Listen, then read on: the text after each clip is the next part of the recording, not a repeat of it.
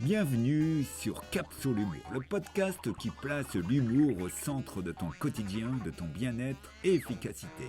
Je m'appelle Christophe Tricard, voici ma chronique « Les objets se marrent » avec des pantoufles, des téléphones et autres ustensiles qui réfléchissent. Bon, sérieusement, je te raconterai des histoires loufoques avec une réflexion décalée de notre époque. Mon objectif est de te relier à ton imaginaire, donc à ton humour. Joyeuse écoute!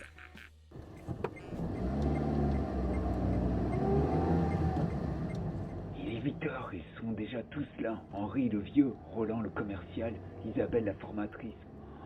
Et moi, Barilé, la pompe à essence, je suis heureux de leur servir un peu de carburant. Grâce à moi, les deux pattes peuvent se déplacer, partir en vacances, aller au travail, voir leurs amoureux, même se rendre au tribunal pour un jugement d'excès de vitesse. Ok, mes clients font la gueule en ce moment. Il faut dire que le prix du pétrole atteint des sommets pareils à la crème Mont-Blanc.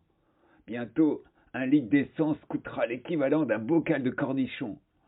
Et mes clients râlent, et ils sont anxieux, et ils sont pas organisés.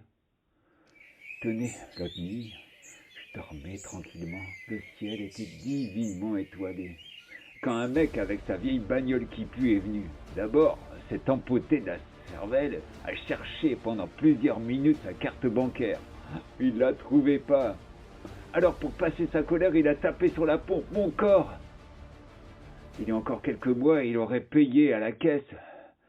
Mais ce service qui générait des contacts humains était supprimé. Aujourd'hui, c'est moi, Barilé, la pompe à essence informatisée qui fait le job et gratuitement. Ah, c'est un comble dans une société libérale. Pour revenir à mon deux neurones ennemi d'acheteur d'or noir, après avoir retrouvé sa carte bancaire, elle est tombée sur le siège de sa voiture. Il a tenté de tapoter son code.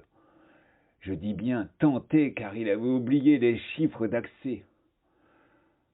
Ouf pour lui, il a eu un éclair de génie. Il s'est souvenu de sa date de naissance.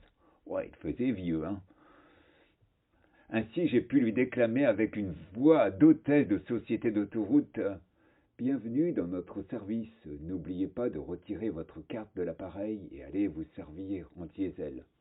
L'autre, le consommateur de liquide à carburant, au lieu de se faire le plein, a pris 5 litres 3/4. Oh, j'en suis sûr, il va revenir dans 2 jours avec un visage ravi, digne d'un raffineur parce qu'il a fait au moins 10 centimes d'économie. Une fois, mon acheteur économe parti, j'ai pu penser à moi. J'ai fait le plein de bon air. J'adore respirer les odeurs d'hydrocarbures. Ça me regonfle ma carte mère et le moral. Passé ce moment de bien-être, j'ai discuté avec Essentiel, l'une des autres pompes de la station. Entre nous, pour rigoler, on l'appelle Essence Super. On s'est échangé des astuces psychologiques. Du genre comment rester zen quand un client est anxieux ou comment virer un cérébral style professeur tournesol qui ne voit pas qu'il a fait le plein et que l'essence dégouline sur le macadam. 1 heure était passée quand un drôle de personnage, PCBG masqué comme Zéro, est arrivé. Tout en se servant, il s'est mis à téléphoner. Il racontait à son interlocuteur « l'avenir est dans la voiture électrique, elle est moins polluante et c'est gratuit ». Devant de telles fausses évidences, j'ai pas pu m'empêcher d'exploser. Et je lui ai dit avec une voix ironique, « Ouais, vous êtes sûr de ce que vous dites ? Et qui va produire l'électricité d'après vous ? On a déjà du mal à faire fonctionner nos vieilles centrales nucléaires, ne parlons pas de l'EPR qui est déjà dans un cercueil, même en Chine. Alors 30 millions de voitures électriques, même pas dans vos rêves. » Je lui tirais l'oreille aussi en lui parlant du problème des batteries, de la rareté et de l'augmentation des métaux précieux. Et, argument drôlement surprenant, je lui relatais également un point qui fait consensus. Produire un véhicule électrique demande beaucoup plus d'énergie et émet 2 fois plus de gaz à effet de serre que de produire un véhicule thermique. C'est pas moi qui l'affirme, mais un spécialiste environnement et économie du quotidien Reporter.net. J'étais content de mes explications radioactives. Mon client était convaincu. Il m'a répondu « Merci, monsieur la pompe. Je vais plus écouter bêtement les chaînes d'infos me polluer avec des idées simplistes. Tous les copains distributeurs autour de moi m'ont applaudi. J'avoue que je suis brillant. Mon cerveau n'a jamais de coup de pompe.